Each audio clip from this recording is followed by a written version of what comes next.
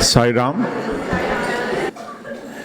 If there is one thing we can't have enough of, that is listening to our Sai story.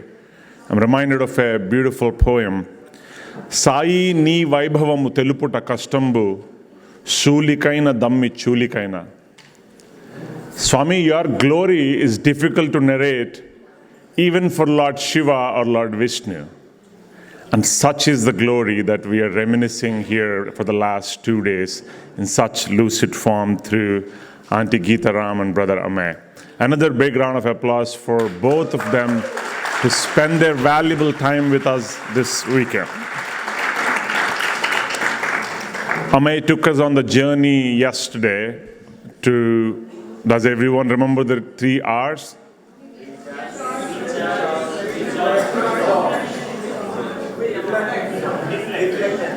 Replace?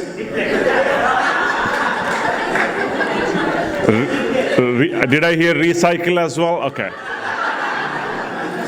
So they were recharge, reflect, and resolve. All right. I didn't forget them. I wrote them here, so I was only asking you. So may I request Brother Amey to come back to share more stories with us today and to take us on the journey, as Auntie put it. And what's the journey we should go on?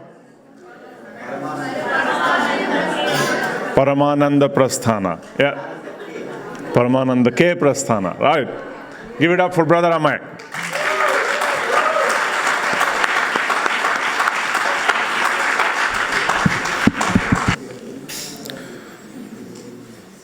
Om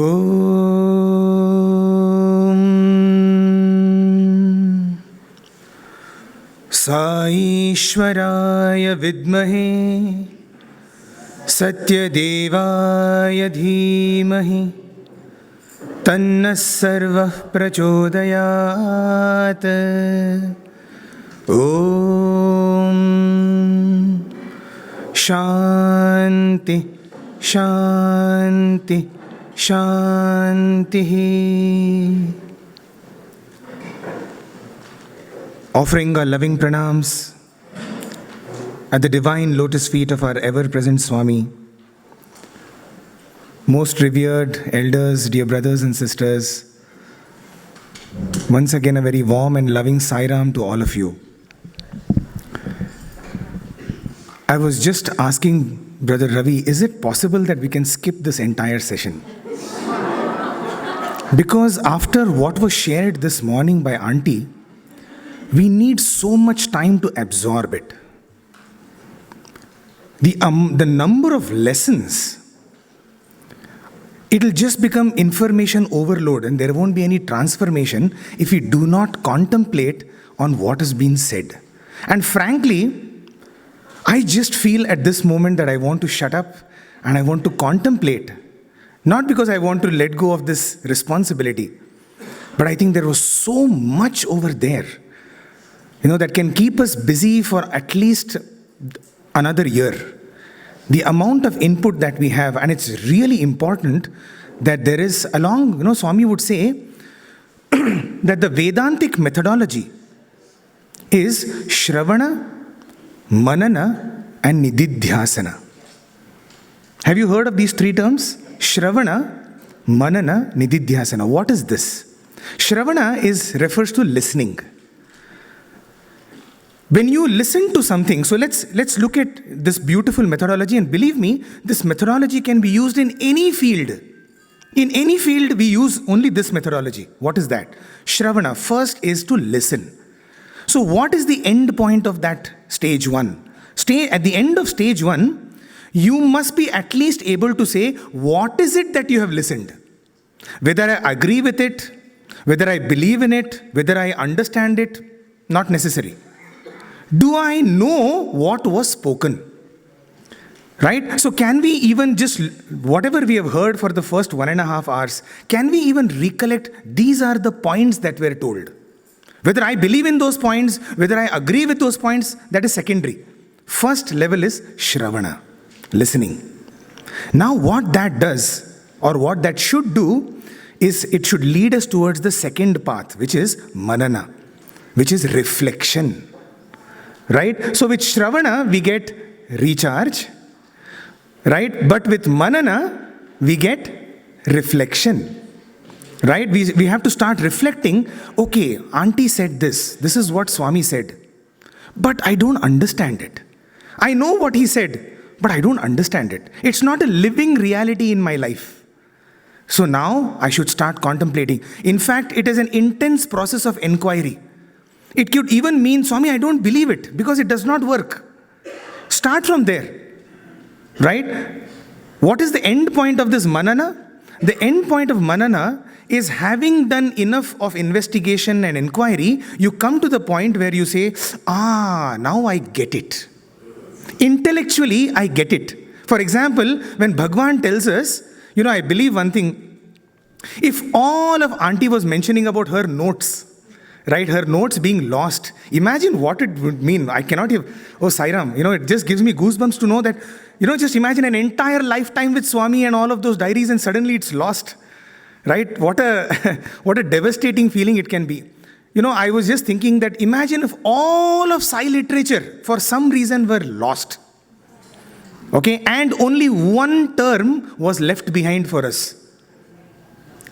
That would be enough. And what is that one term? Prema Swarupa Lara. When Bhagwan would start his discourse, just imagine he never had any doubt in us. In fact, this is one God who the God has more faith in his devotees than what we have in him. Because time and again in every single discourse he said, Prema Swarupa Lara. He had no doubt in us. Right? He had complete faith in us that, I am convinced that you are Prema Swarupas. Whether you know it or not, I don't know. But I know that you are. You see that's why I believe, this avatar, every time avatars come, they come for re-evaluation of mankind. You see, mankind evaluates itself and values itself. Every property, right? We have revaluation and we have valuation. What happens in a property? We want the property prices to go up. Right? Bhagwan, whose property we all are, he also wishes that the value of this property should go up. But what do? We start to go down. And therefore, he has to come back to look after his own property. He comes to re-evaluate mankind, to tell mankind, hey, you're not a social or political or economic animal, you are Prema Swarupas. Right? So now we hear Prema Swarupa Lara. He says, oh embodiments of love, Divyatma Swarupa Lara, oh embodiments of divine Atma. And we are like, what is that? I think, Swami, you're mistaken. You see how oftentimes I used to feel when Swami would stand at the discourse table and he will thunder, saying Bhagwan is God, Shri Satya Sai Baba, and we will all clap and the entire Kulwant hall, there will be, thunderous applause. And then he will say, and I am telling you, you are also God. And there will be pin drop silence. Because we will wonder, I think you have lost it. You see, that is our predicament. That is how ridiculous our status is. That we do not believe that our own God is telling us that I am God. We don't live with that. So now what do? We hear that I am Prema Swarupa, but now the Mananan has to start as to how am I Prema Swarupa, Swami? How am I Prema Swarupa? I don't feel love for anybody. How can I be Prema Swarupa? So this is where the Mananam starts. Right? This is where the investigation and analysis starts.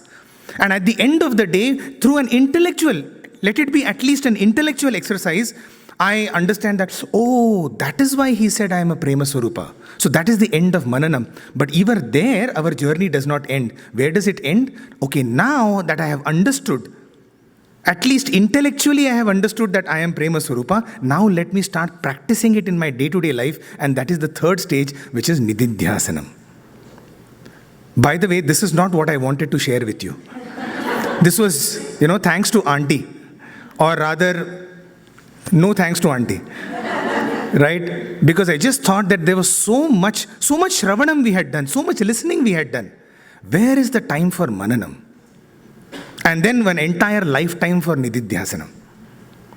So, I really feel that, at this point of time, and let us, in fact, during this next 1 hour, I will try and we will actually do Nididhyasanam with you. Okay, are you ready for that? It is so difficult to follow after Sehwag and Sachin, and for that matter today, after such an absolute blistering opening session. It's so difficult to now come and play that, that stabilizing innings. Even I myself don't feel like doing it, But I would like today to spend time on the topic, the theme of our retreat. All are one. Be alike to everyone. And my first question is, what a joke. All are one. Absolutely not. Tell me which over here, is there one other person, probably if Arun and Varun were here, at least they could say that we are the closest to being one. We are like twins.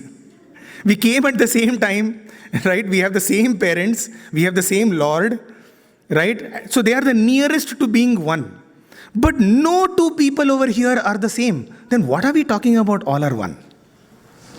Have you ever thought about it? Or is it like, Swami has said something? Let him say.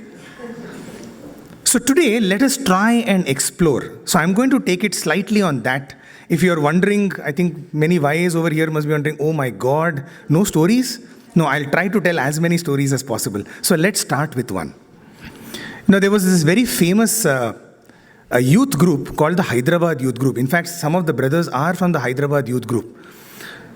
Swami used to love them. They used to love Swami. They were people who would do anything. If Swami were to tell, I feel that all of you should jump from this building. Without thinking, they will jump.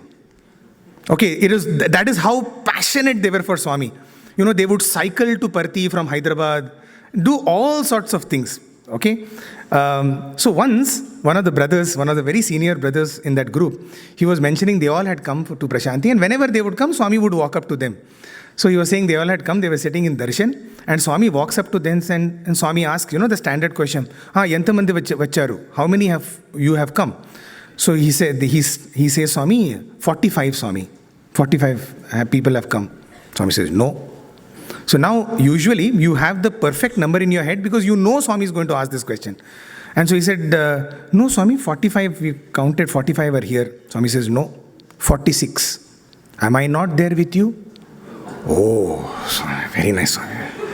Okay, good, nice, it feel good answer. Hey, Swami is with us.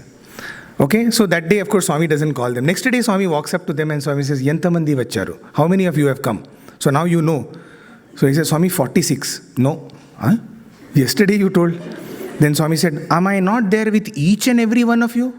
So you're 90. Okay, so, okay, 90. Oh, great answer. Okay, keep it in mind. Next day, once again, Swami comes back and asks, Yantamandi vacharu? Okay, and he says, Swami, 90, Swami. No, wrong. Are? He says, only one. Because aren't all of us one? Now, once again, Shravanam, Mananam, Nididhyasanam. Do you know, if you just contemplate on this one instance, in this one instance, Swami gave out 3 major philosophies. The first one is Dvaita, the second one is Vishishtadvaita, and the third one is Advaita. Okay? The Lord and his devotees, 45 plus 1. Okay, that is Dvaita. I am with each and every one of you. That is, you are part of me and I am part of you. That is Vishishtadvaita. And actually, there is no difference. All of us are one, so only one has come. That is Advaita. You see, that is the ability of the avatar to simply clarify, to simplify the most ultimate of all philosophies. And I wanted to start with this because we are talking about all of us are one. When Swami said all of us are one, what does it mean? And so let us try and explore this entire idea of all are one. What do we mean, or how do we understand? How is this oneness there? So let me take you a little bit into where science is today. I was listening to one of the great cosmologists, and there was a TED talk. And he said, Today, science is reaching a kind of an outcome. They're reaching a conclusion to say that, in fact, every single person over here, we have come, our origin is when the universe originated. 13.7 billion years back. You know how? Do you know how? Do you know that we have hemoglobin in our blood? It's a beautiful talk. You must listen to it. I will get you the talk. I think it is by, it's a Chinese American. So do you know there is hemoglobin in our blood, right? We need iron in our blood. If there's no iron, we cannot survive. You know why? Because iron is what takes oxygen and takes it all over the body. Okay, I'm no medical expert, but this is what he said, and so I'm kind of, just telling it out. Do you know from where iron has come in the universe? It is, from birth? From earth? From where has earth come? From star. It is said that when the Big Bang happened 13.7 billion years back and two stars collided, it was in the collision of those two stars that iron was created. There was the only way by which iron can be created in this universe is when two galaxies smash against each other. So therefore, the iron in each and every body of ours has actually originated when two galaxies met. Okay, he goes on to say that even oxygen and hydrogen and oxygen are the most fundamental properties of this universe, right? H2O, the water that we drink, right? Hydrogen and oxygen, the only way that it could have come, carbon, the only way that it could have come is by the clashing of stars and galaxies, and therefore this universe is our mother. Just imagine, we are not even entering into spirituality yet. We are not even entering into the realm of consciousness yet. This is this very universe that we are seeing. Today, science is telling that each and every one of us is actually the product of the universe. So therefore, the iron in your body, the iron in my body, the iron in everybody else's, the oxygen and the carbon, we are all the same. Yes or no? Is this one way of looking at why Swami is saying that all of us are one? Because even from a body perspective, just look at our own bodies. As different as we may look, the stuff that we are made of is the same. Point to ponder. Yes, think about it. What does it mean when Swami says all are one? When the Vedas and the scriptures say Ekam Sat, right? Truth is only one. What does it mean? So now let me take you to there is another theory called the Gaia theory, Gaia.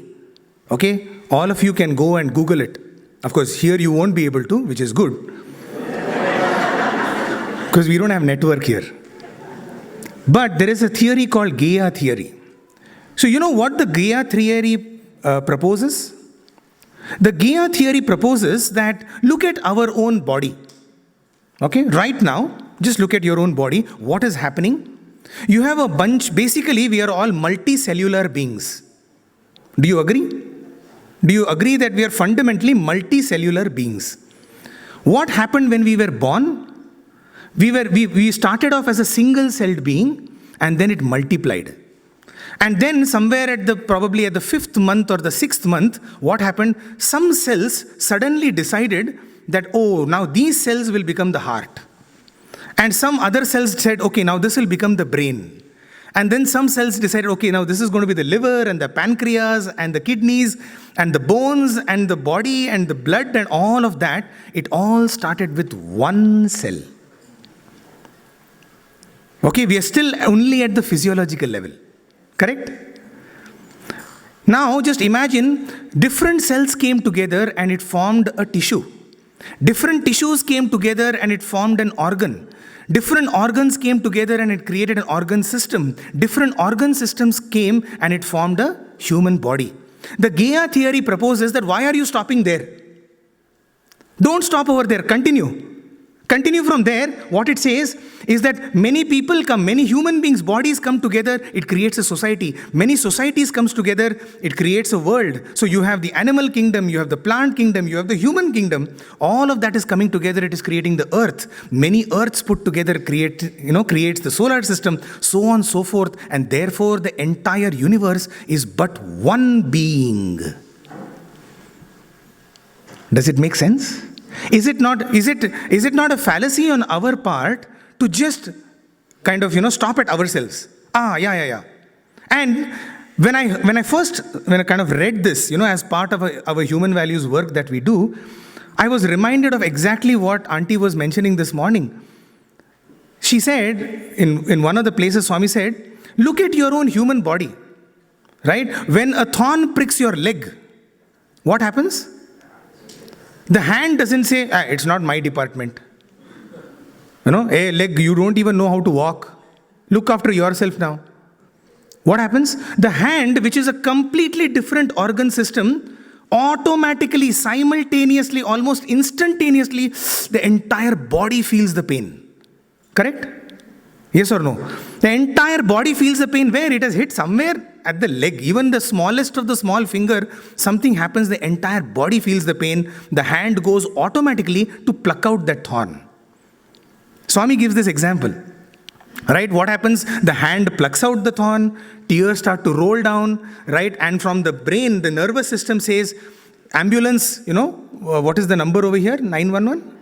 911. 911 is sent by the nervous system right to the cornermost part of the body to say, hey, get into action and stop that bleeding over there. What is happening? The hand doesn't say, it's not my department. The eyes do not say, why am I crying? Right? The nervous system says, you better, this is good for you, handle this. Next time you will know how to walk. No, right? We don't judge the pain. Right? We don't judge what the leg has done. Why do we do this in our daily life with others then? This is what Swami is asking. Because if we truly believe that every part is nothing but an organ of the Lord, what does the Purusha Suktam say? Now we are entering into, you see how connected this is now becoming. What does the Purusha Suktam says? Brahmanosya mukhamasid bahurajanyakrita urut. I'm only saying this because I was told that you all do Vedam chanting. Correct? Brahmanosya mukhamasit bahurajanyah kritah urutadasya yadvaishah padbhyagum shudro ajayata chandrama manaso jatah chaksho suryo ajayata mukhadindrascha agnischa. The entire Purusha Suktam, I don't know whether you know the meaning of Purusha Suktam. The Purusha Suktam, you know what it is? We all chant it. Do you know what the Purusha Suktam is? How many of you know the Purusha Suktam? Even, you have heard about it, or all of you? Most of you? Right? Okay, some of you are no. If you don't, do know it. Because it was one of Swami's most favorite. For no other reason you need to know. Okay, but if you do want to know one of the reasons, there's a description of the making of the entire universe. How the universe came into being is described in the Purusha Suktam. And you know how it is described?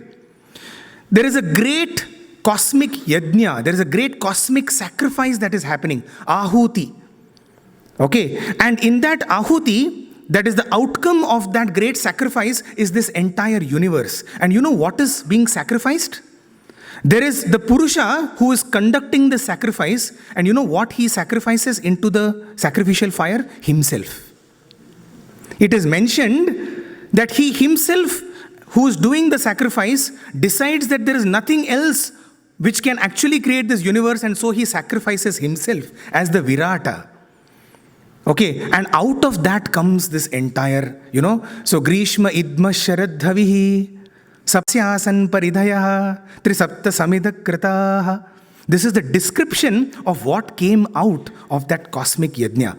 God, the Vishwa Virata Swarupa, the Purusha, himself became this universe. Very, very close to the Big Bang, very, very close to the Gaia theory. And therefore, Swami is now saying that if one part of the society is suffering, how can you say that you have got nothing to do with it? How can we be indifferent? Simply because that is part of the same body. You see, that is how Swami worked. And therefore, when we say we do Seva, somebody was asking yesterday, the perspective that Swami gives, that when he says that our organization is different from other organization, it is only this, that when we do Seva, it is not we are going and serving somebody who's downtrodden.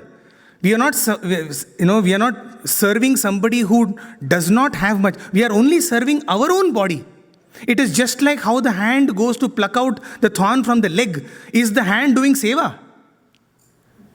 Can you consider the hand doing Seva to the leg? Right? Just think about it. In one sense, yes, if the hand wants to think that, remember, I have taken out thorn from your leg. Now, next time if something happens to me, you better do something. Right? We don't, right? Swami is saying that doing Seva is exactly like that. Therefore, when you say, in fact, one of our very senior sirs, he was saying that when Swami was explaining this, he got a beautiful insight. He says, when we say Narayana Seva, Swami in one of the discourses says, there is something called poor feeding. Then there is something called feeding the poor. And then there is Narayana Seva. There are 3 levels of the Seva that we do. Poor feeding. Poor feeding means poor feeding. Means you're fed very poorly. The worst kind of Seva to do. You see someone, Abba, Papa. And then, you just take, hey, what is there left at home? Hey, don't give that sari. You give this one. This one anyway I don't use. That is called poor feeding. Right? Usually when at home, what we have, all the rotten fruits or something which is kept old, some 4 or 5 days old stuff, when we give it to someone, that is called poor feeding. In fact, Auntie has a beautiful experience of she telling that lady from Tumkur, right, Auntie? When, the rice one, where Swami brings out the jhola, right? There's one lady from Tumkur, right? Okay, don't tell the place, yeah. Oh, I should not simply malign the place. Otherwise, next time some devotee comes, I am from Tumkur. Oh, you must be related to that. So, we know the story of, that lady telling Swami, Swami, we feed a lot of people, and then Swami showing her, is this the quality of rice that you use? That is called poor feeding. Means feeding poorly. From there, we need to graduate to feeding the poor. So, poor feeding to feeding the poor. Where we do it out of sympathy. Oh, papam, he doesn't have anything. So, let me do it. Swami has blessed me with a lot. Okay, most of us do that. We only feed the poor. But Swami is saying, I'm not interested in these two. Swami wants us to go to the ultimate level. Why? Which is Narayana Seva. That is not a person who needs your sympathy. In fact, that person has had grace on you, because of which you are having an opportunity to serve him. Now just think about it. When I keep, the more and more I think about it, it's absolutely mind-blowing if you really think about it. When we go to a temple or when we go to a church, or right now we are here and we are opposites, sitting opposite to the Lord, is this entire process, a bhajan, is it creating some good vibrations inside you? Positive vibrations inside you? Yes. Right? So therefore, when we enter into a temple, what is happening? There is goodness coming inside. The good qualities are emerging out of your heart, your mind, whatever you say. Correct? Now just keep this. When you look at somebody who's suffering, right? And what kind of emotions come out of you? Or what kind of emotions should come out of you? Yes, compassion. Is that a good quality? Yes. So see what's happening in a temple and see what is happening over there. Here also good qualities are emerging, and in that person's presence also good qualities are emerging. Therefore, he is the same as Narayana. Correct? Logical? Is this logical? If it is not, please challenge it. If we get any other thought in the presence of the recipient, then that is not Narayana Seva. If you are able to feel genuine love and compassion, and when I heard this, I said, Swami, this is all good for you, because you see us as Prema Surupas. It's impossible. And so I said, you know what, I will challenge it. Because that's what I do. Okay? I challenge everything that Swami says. And what I do is I genuinely challenge and I try to do it. And so far, I have not been found unsuccessful. Means, so far, Swami has always been successful and I have lost all the challenges. That much I can say. So try it for yourself. So what I did was, in Prashanti Nilayam, in Puttaparthi, right outside the Ganesh gate, so many Narayanas sit. I said, Swami, I am going to pick one or two and I am genuinely now going to see you in them. Let me try. So I call them my most beloved friends. You know why? Also because I also don't have money and they also don't have money. So every day, these friends would come and say, Sai Ram. I would say, I also don't have. So very soon, now they've become my friends because the moment they see me, this fellow is also like us only. He also doesn't have anything. We also don't have. You come sit here next to us. So most of them are known to me. And I also know all of them. Okay. And so I started looking at two individuals. So genuinely, every day as I would walk to Mandir, I would look at them and I would, kind of visualize, Swami is sitting over here. One used to be right outside Samadhi, Ishwaramma Samadhi, that there. In fact, that girl you will see even now, she's mad. She's a little conky lady. That girl sits outside Sai Towers at night. I can tell you her address and everything. Okay? Even now she'll be sitting outside there. She'll say, she does that. She just sits over there. I said, Swami, I will start seeing you in this. Okay? And so every day what I would do is whatever breakfast was cooked at home, I would take a little bit of that and I used to offer it to her. And with that feeling that, Swami, I am offering it to you. Please accept this. Because we have done Naivedyam at home also. Same Naivedyam. I'm not giving you anything different. And then there were days when I would just take glucose biscuits for her. I would take banana for her. And if nothing, just mixture, that was there at home, I would offer it to her.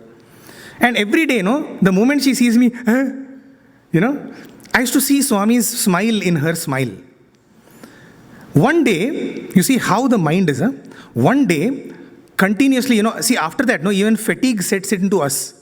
There's no fatigue for them. There's no fatigue for Bhagwan, but there's fatigue for us. It's called compassion fatigue. We are tired of showing compassion also. You see, Bhagwan never had that. Okay, but we are not at that level, no. So, I used to take banana. After some days, she came to know that this fellow was going to give me only bananas. So one day, as I was, going, and the moment she sees me, she told, go, I don't want your banana. At that moment, the moment she did that, just imagine it's a crowded street over there and she's telling me, loudly, At that moment I said, how dare you? How dare you? Do you know that I'm doing this for you? Okay? And I just stormed past because that anger came into me and I got kind of, disgusted with the way she, do you know every day I'm coming and giving it to you? Okay, and as I walked a little bit front, suddenly it hit me. Ayyo, mistake. You see, my Swami, if I was really seeing Swami in that girl, my Swami is telling, I don't want your banana. If my Swami were to tell me, I don't want what you're giving me, would I do this? Hey, get out from here then. No, right? If Swami would have said, I don't want your food, I would simply say, okay, Swami, tappa indi, sorry, I've done some mistake. Right?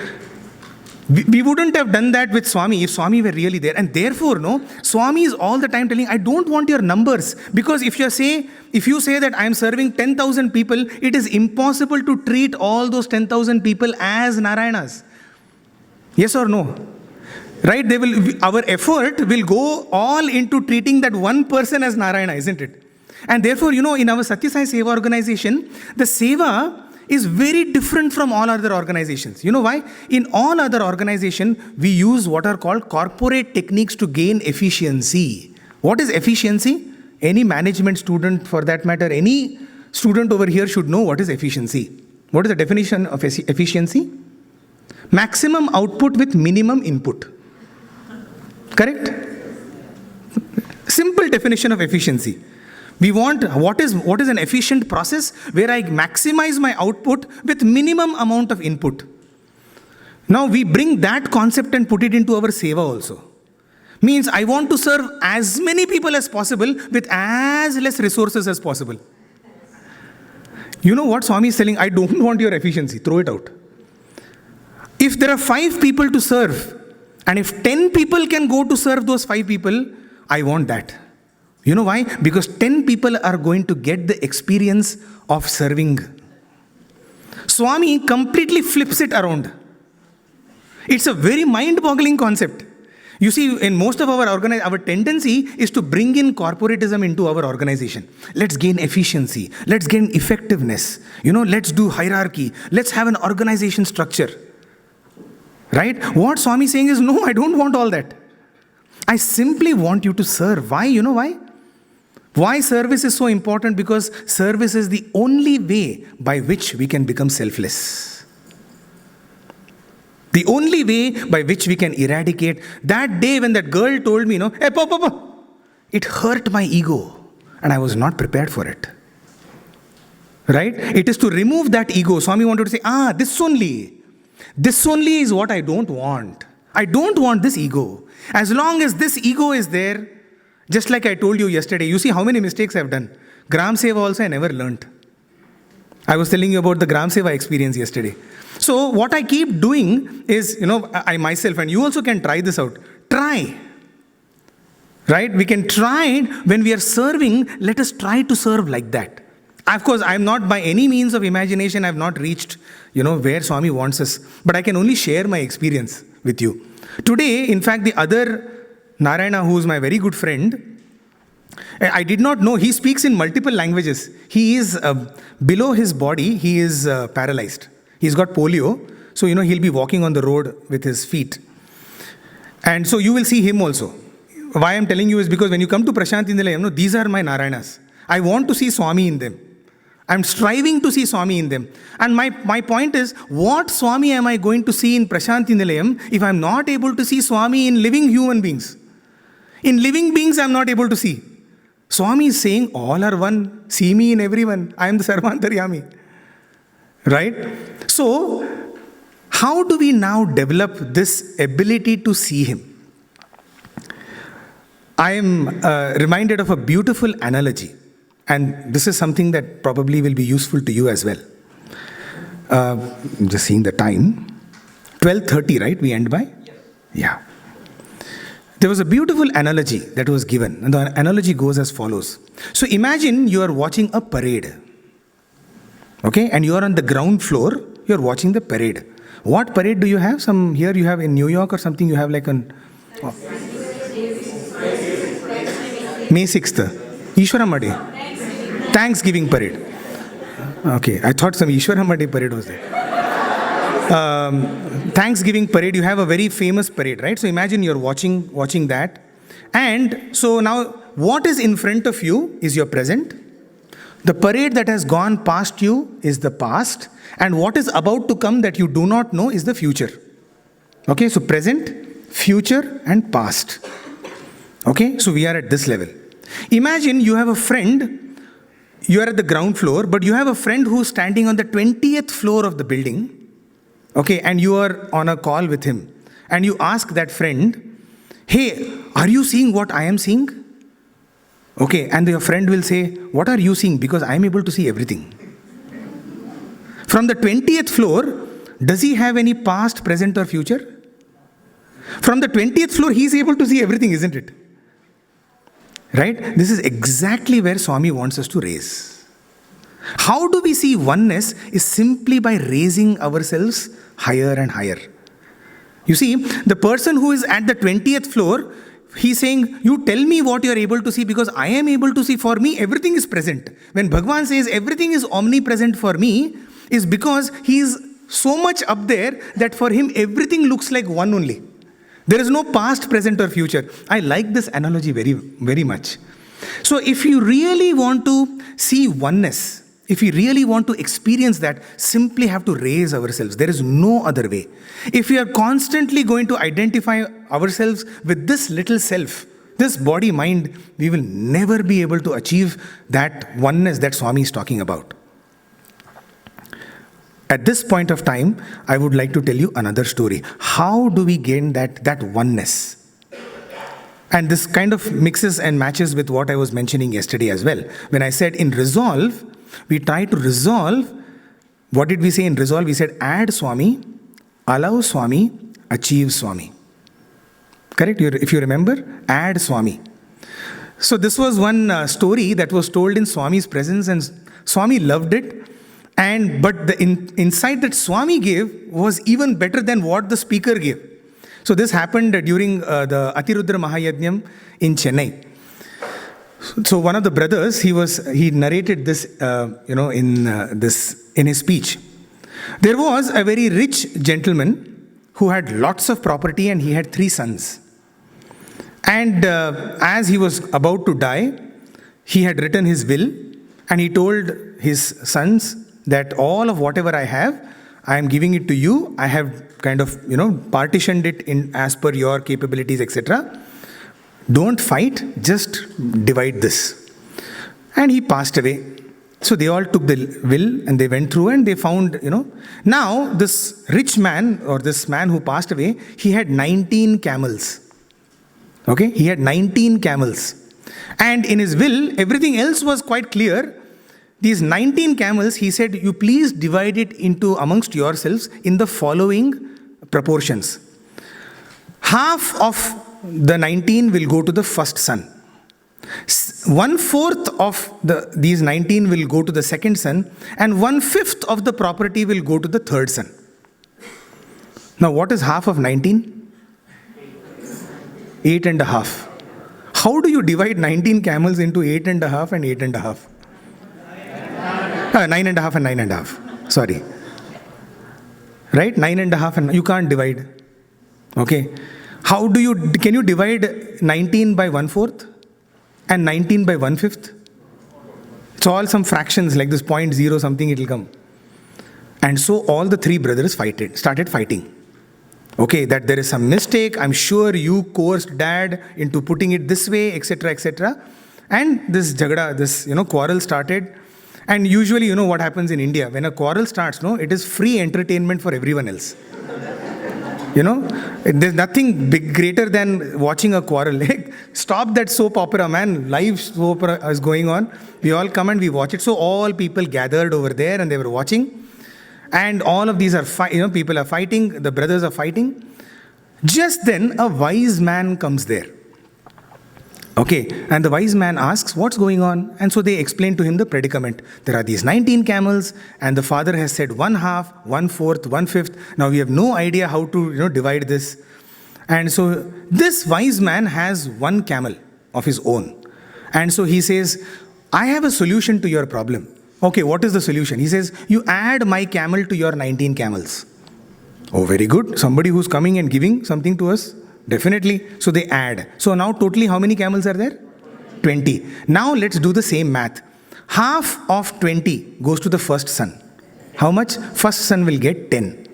1/4 of 20. How much is that? 5. Second son gets 5. Third son, how much is he supposed to get? What is 1/5 of 20? 4. 10 plus 5 plus 4. How much is that? 19. He takes away his 1 camel and he goes off.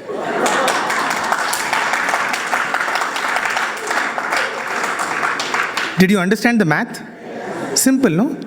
This man, he added his 1 camel, right? And then he takes it back. So this story was told in Bhagwan's presence. And just like all of you, everybody enjoyed. Swami also enjoyed. And when Swami came back to Sundaram, as he was having dinner, he was asking, what was good in today's speech? And so Anil Kumar said, everybody said, Swami, that story of camel was very nice. So then Swami said, what did you learn from the story? Then they said, Swami, that, how it was divided, wonderfully it was divided, very miraculously it was divided, and then Swami said, na, kadu. This story is not about division. This story is about the addition. You see, when you contemplate on this, everything in our lives is like that 19 camels.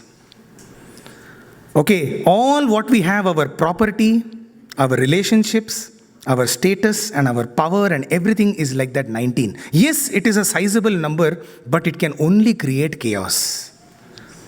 The only way that we can make meaning out of that 19 is by adding this 1 into our lives. When you add that 1 into this 19, suddenly all of this 19 becomes meaningful. It becomes useful. Swami said that adding that 1 is adding God to your lives. Once again, all of us are one, be alike to everyone. What is that 1 is adding God to our lives. How beautiful, isn't it? It's not about division, it's about addition. With the moment we are able to add God to our lives, everything in our lives will start making meaning to us. You remove God, and you know what the beauty of it is? This is highly layered. This story is highly layered. It has multiple layers.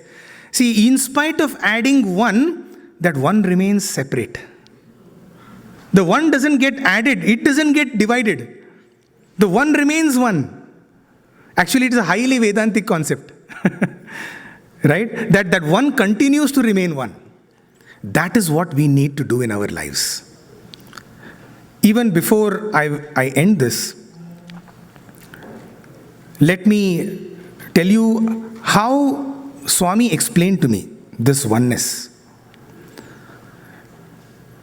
You know, oftentimes all of us used to write letters to Swami, right? Swami used to always come up to students and says, this much I've given you, then also you have something to write to me. You know, typically what would happen is he will be carrying all the letters. You would have seen in the videos. So he would have carried, both his hand will be full of letters. Okay, and by the time he comes to students, his hands will be full of letters. And so he would say typically to us, Chudu, see how many letters I'm having. Meaning how many prayers and how many problems I'm having to face. You fellows, I've given you free education, I'm feeding you, I'm giving you everything. Then also you have something to ask me. Yeah? So when he had said this, I kind of took it to my heart. I said, correct. When I don't have anything spectacular to write to him, why waste, paper? Why waste his time? So I wouldn't write any letters to Swami. That was my personal philosophy. But except on one day in the year, I used to feel that legitimately I can write letter to Swami, which is that on my birthday. Because on my birthday, you can't disappoint me. Correct, no? Usually that's what happens, no? Just imagine, you don't know it is somebody's birthday. No, that's not your problem.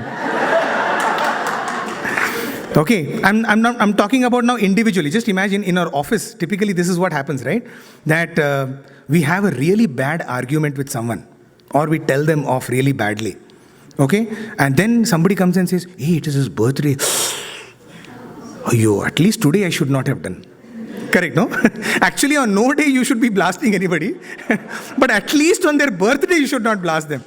You feel that, right? Several times it would have happened. You would have had a bad showdown with somebody. Then somebody comes and says, it was that birthday. You go and apologize. Say, sorry, I didn't know it was your birthday. Huh? Which then you feel that I wish every day was my birthday. Right? So, I also used to feel, Swami, all your rules and regulations, on my birthday it does not count. Because that day it's my day, man. Like, you can't disappoint me. Like, it's my day. So only on my birthday I used to write a letter.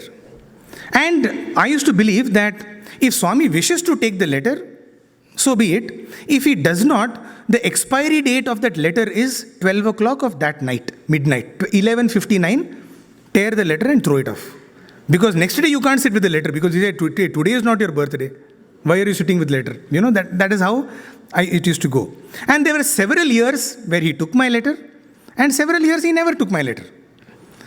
So it was the year 2007. I was sitting with the letter on my birthday and obviously with Akshatam and other things. And believe me, I had nothing much to write in the letter. There were some beautiful prayers that I had heard over the years that anyway I do it in my prayers. Same prayers I used to just write it down in a letter.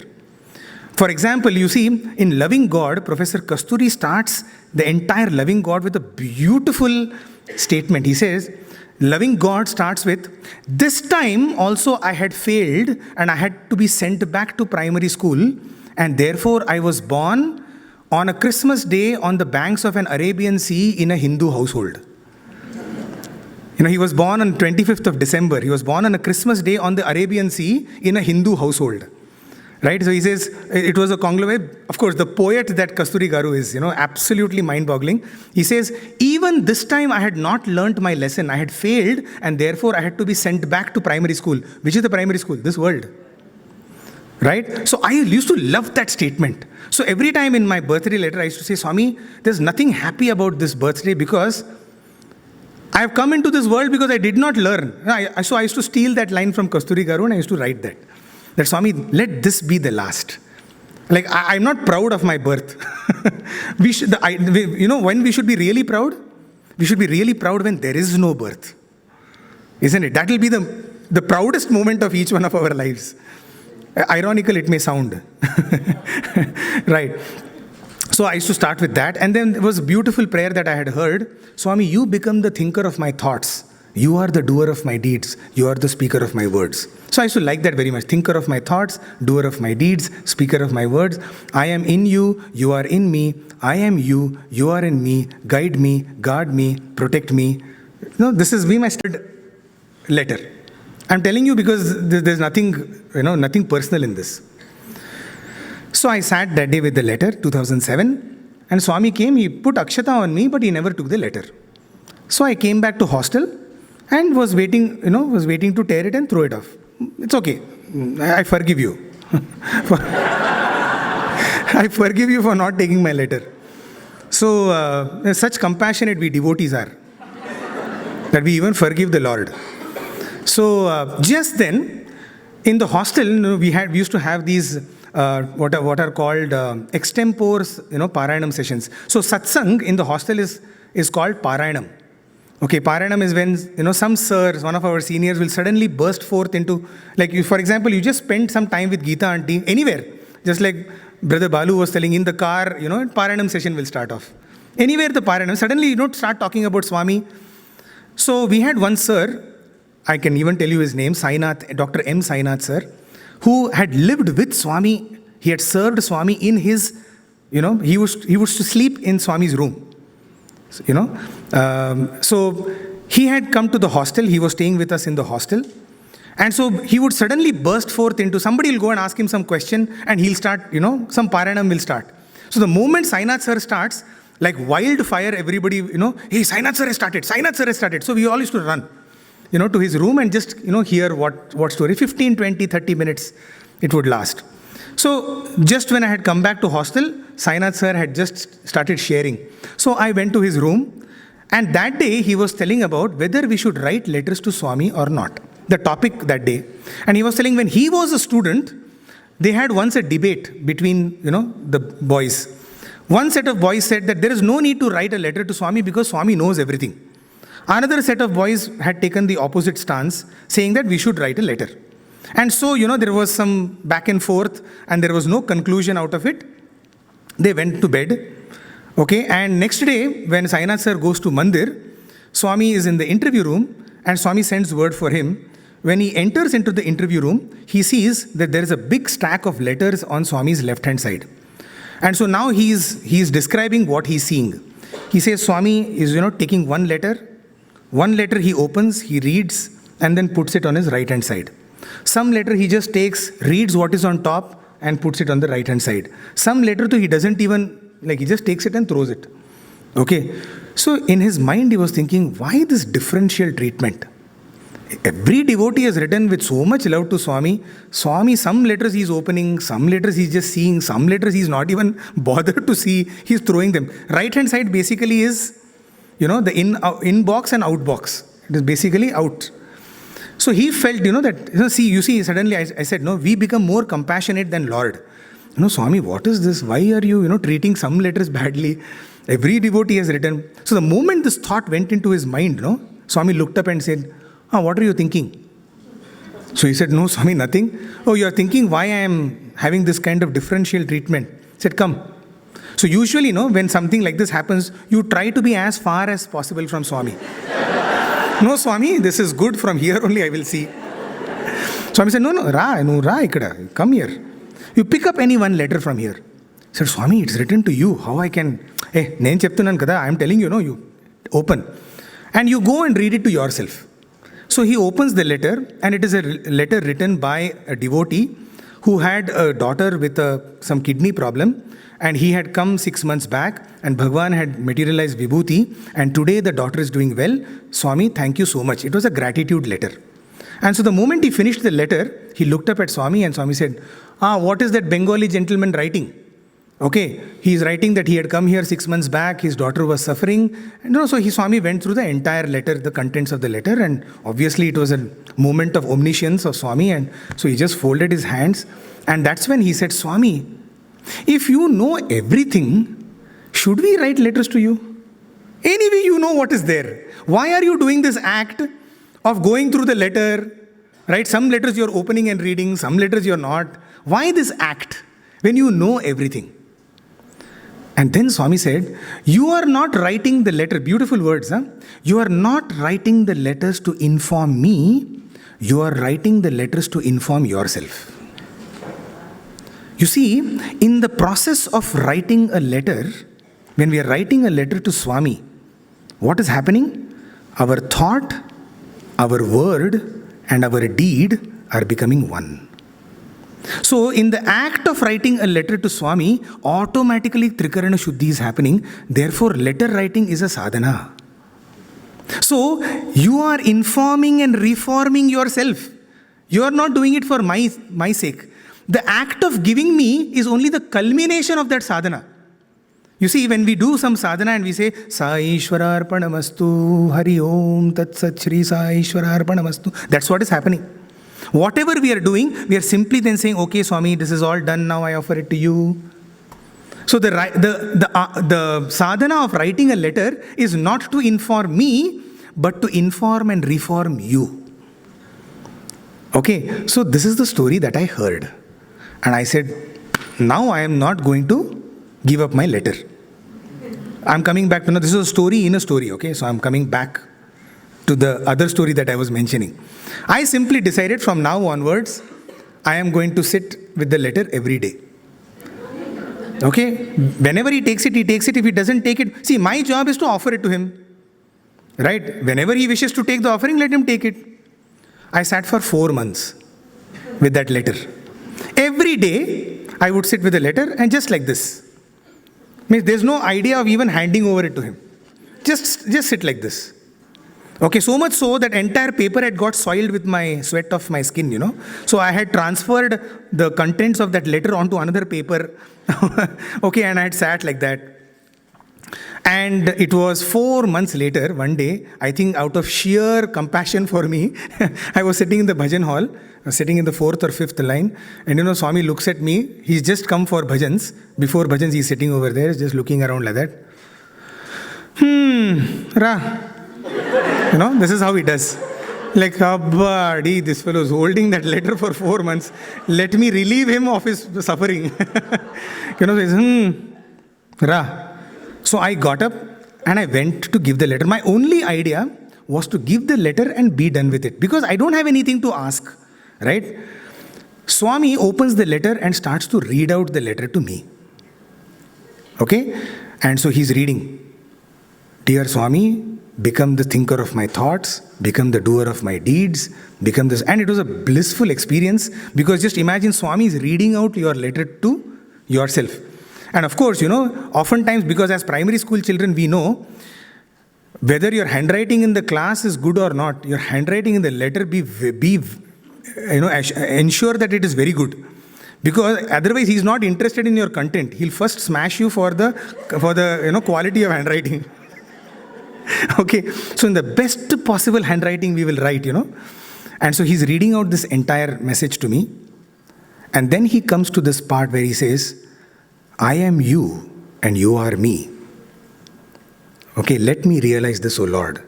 And then he takes this. I was so scared because just imagine, in any other religion, no, it would be like blasphemy, right? To say, I am you and you are me. I had not thought much about it. But he takes that letter and he underlines that line. Okay? He says, I am you and you are me. And then he pats me on my chest and says, Idi Bhadram ga penchuko. Develop this feeling more and more in your heart that I am you and you are me. And then he folded that letter and he put it back into my pocket. And he said, think about this letter, contemplate on this letter every single day. I have brought that letter today with me. I still have that letter. In fact, it is exactly like how Swami had folded it. Okay? So you can see the condition. Now I have put cellophane tape and all for the letter because, such was you can see how orange it has become, this letter. So this is the letter. Right? I wanted to show you because exactly that line is over here. You are me and I am you. Let me realize that, O Lord. Okay, and this is exactly how he even folded it. Okay, and he put it back into my pocket. And of course, I carry it everywhere that I go. I think some of my friends were telling, man, like all of us and all the other devotees have had letters from Swami. You are having a letter written by you to yourself, meaning he has given you back your own letter. I think Swami felt this guy doesn't even deserve my handwriting. Like my letter also should not reach him. Your own letter, you keep it, that's enough. Right? But this is what that oneness is about. I and my Swami are one. If that is not what we contemplate on, we will never be able to achieve when he says all are one, be alike to everyone. It is the same Swami who is beating in each one of our hearts. It is the same Swami who is breathing through each and every one of us. So now, at this point of time, let us do a small exercise to actually experience that Swami. We will experience him right now. Are you ready? All of you, sit relaxed.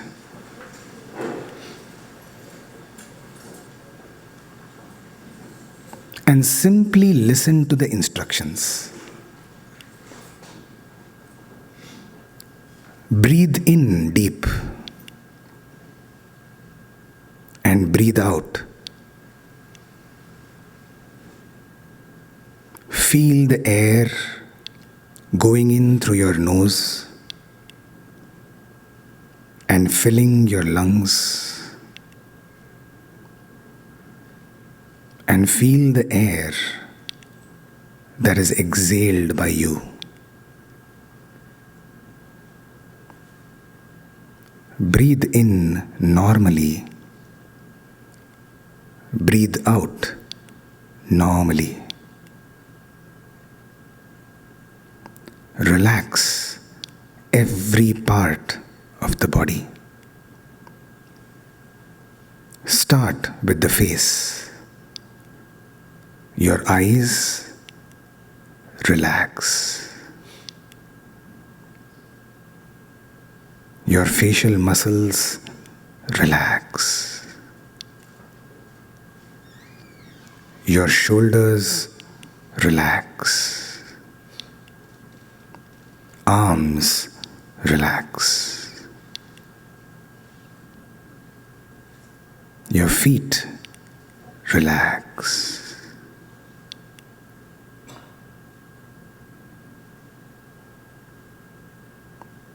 Now, simply listen to any sound that is coming around you.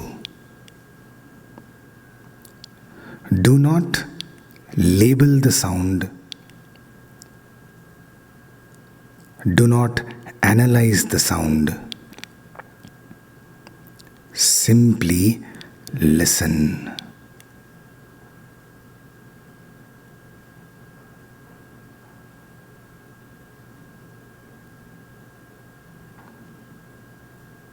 Listen attentively.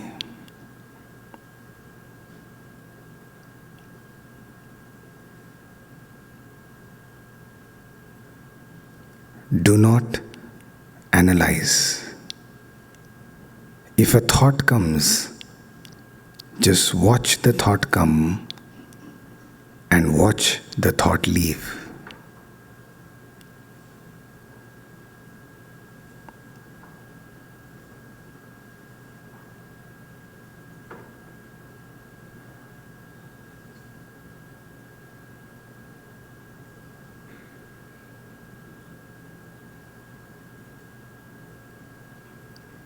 simply listen.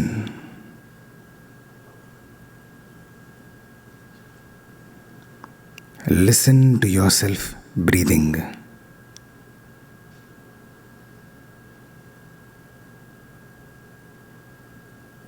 Listen to your heart beat.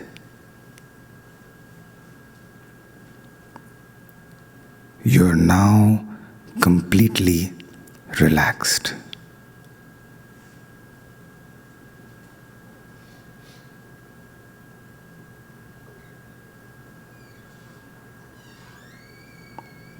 You can listen to the creaking of the door.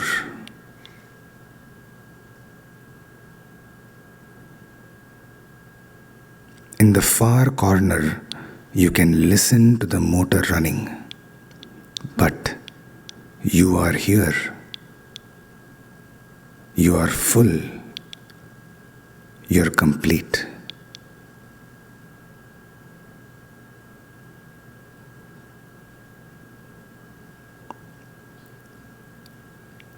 In this complete silence, you experience a fullness.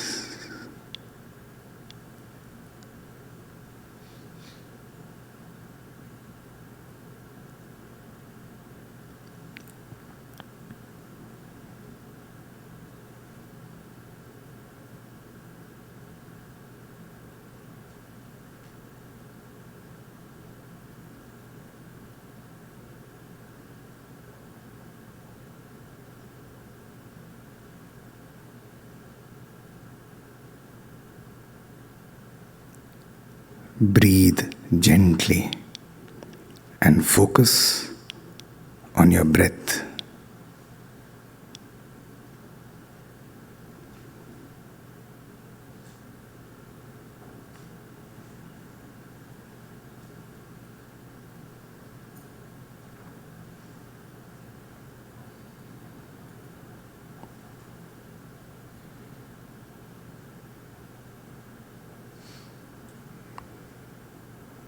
Now, gently bring your palms together, rub them, and put it on top of your eyes.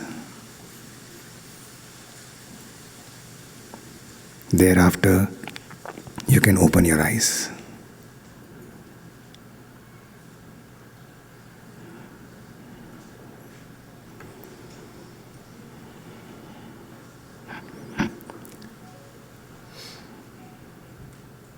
What was your experience?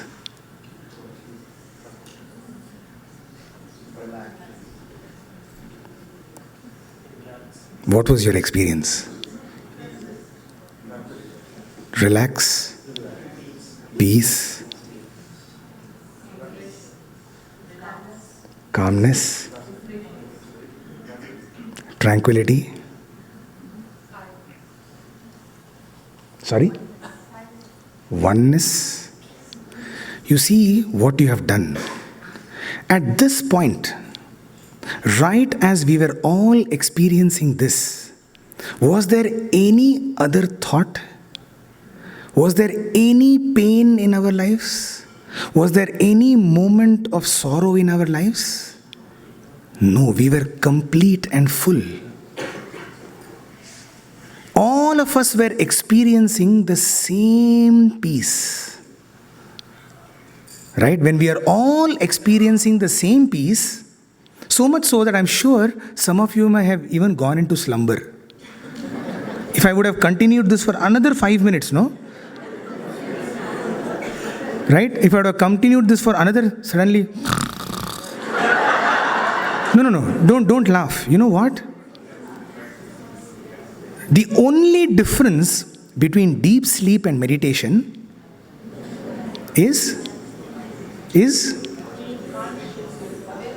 exactly, be alert, be aware.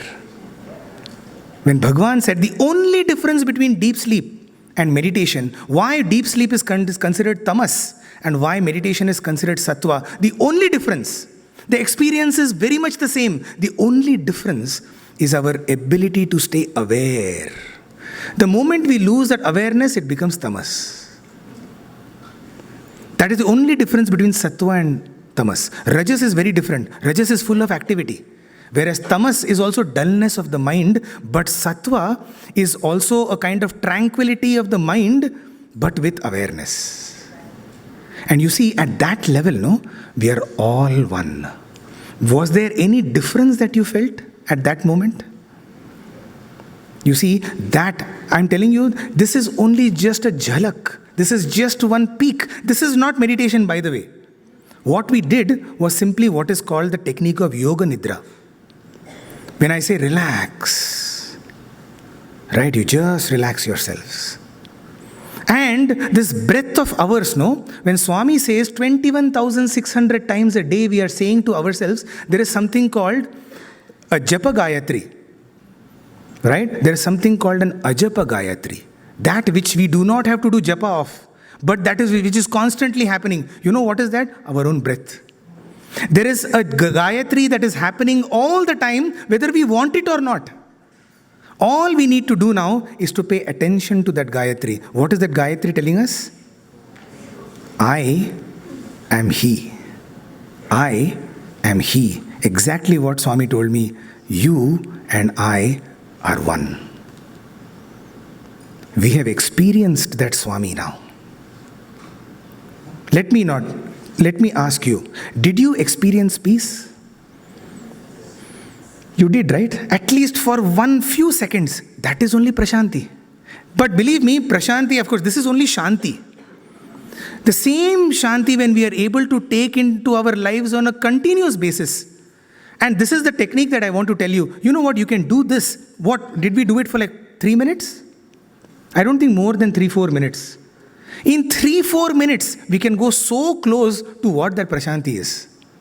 So when people tell me, no, I don't find time for meditation. Surely you can find time for meditation. This is all we need to do. What else meditation is about? Right? Can't we pay attention to our own breath? Something that is keeping us alive? So find that much time in a day. Right? Any time during the day, even if we get 2 minutes between, there is while walking from one meeting to another meeting, at least there you have some gap. Right? Simply close eyes and focus on this ajapa gayatri that is going on. I am Swami. Enter into the next meeting. Right? Enter into the next assignment. And you will find tremendous amount of relaxation and power through that. This is the oneness that we all can experience. Can we do this? Yeah, let us resolve. Right? We have recharged ourselves with Bhagwan's stories. In this session, we try to reflect. And therefore, I'll once again say, let us take that resolution because we have to carry Prashanti in our hearts. Prashanti is definitely the pinnacle. It is a place, yes. But Swami created Prashanti to bring Prashanti into our hearts. Correct?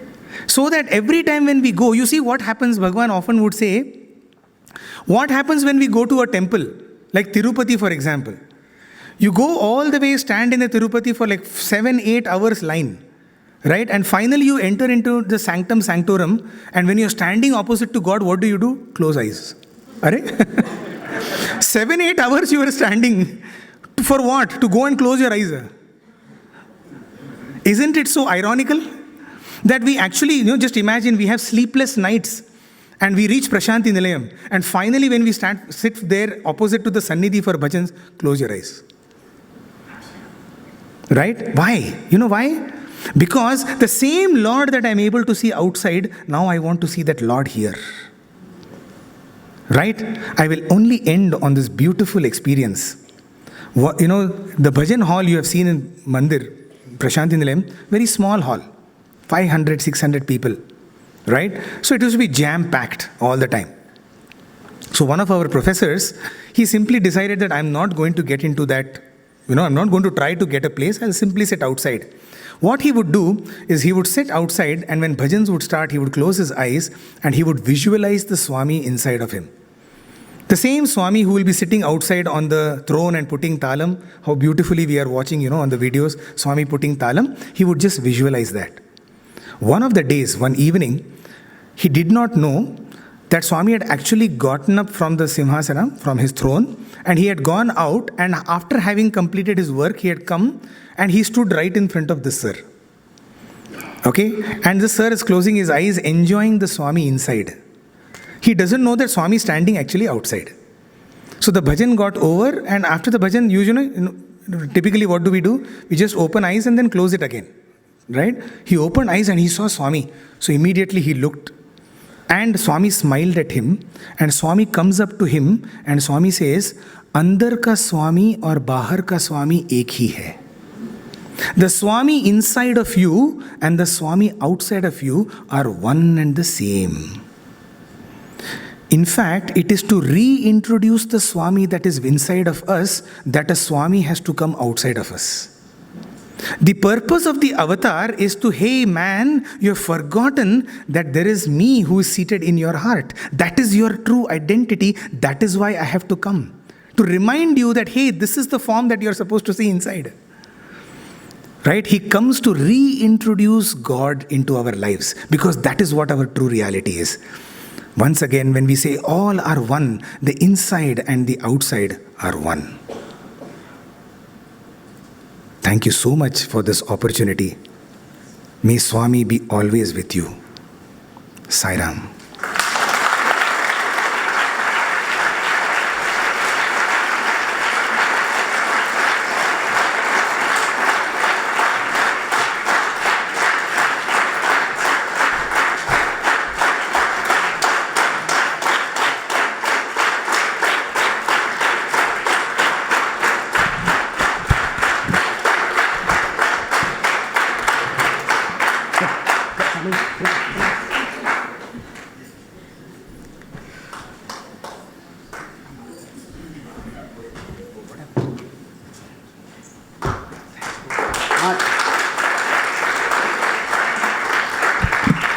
Thank you, Vinny.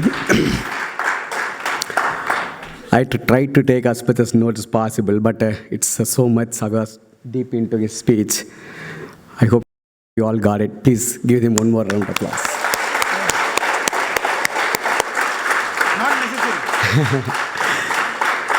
I was literally scared when he said that after listening to Gita Auntie, so I want to just walk out. I thought, oh my God, he's going to go? No. But thank you for finishing your responsibility. That's one thing we wanted all to hear. That. Thank you so much again, right? And then, please sit down, please. Thank you so much. Come on. I right now feel like a zoo animal.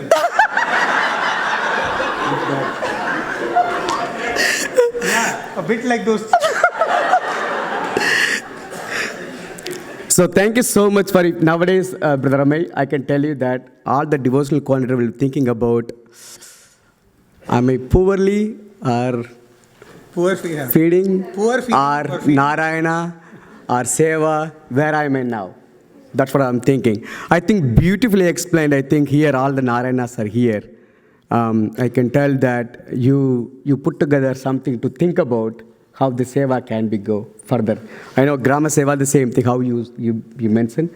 I think this retreat is going to give them to take away what we all wanted to see as an officers, right? And definitely thank you so much. Another one is like the camel story. I heard different way, Tanali Rama stories and all the things I heard it. But the one thing is these brothers, thank God, listen to the wise men. Yes. Right? But sometimes when they fight for the properties, they forget the wise men, they forget everybody. They don't even care. But thank God Swami is this remaining all of us. Please listen. Then as you said, first thing you talked about when it's talk about listening is very important for all of us to carry. And then if you don't listen, how are you going to reflect? And what are you going to resolve? Nothing, right? So thank you so much for going through. And again, writing letter, I never wrote letters to Swami. Now I'm thinking, it's really good actually, the way I think one day Swami is going to give me a letter I can carry all the time. No, I think letter writing is a wonderful sadhana. Yes. Right? Whatever, especially for the YAs, I would say, I guarantee you that you start writing letters to Swami and you will get answers to your questions. Because that is how Swami will. Once again, it is not the only way, but find your own way. Yes. Find your own way to connect. Right? Surely it's a very powerful sadhana, and if done well, surely you will find results for it. Yeah. Finally, thank you for jumping on the theme, which is very important, all are one, which is beautifully explained. Like, I think seeing everybody as Narayana, and then coming back to, you're realizing yourself that Swami is in you. Thank you so much, brother. Let me call Balakaranam.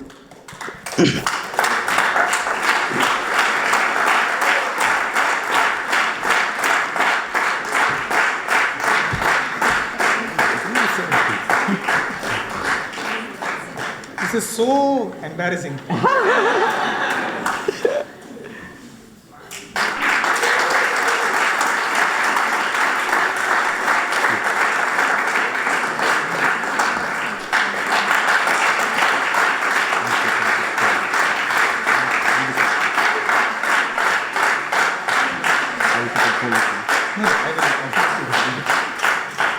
Thank you so much, brother.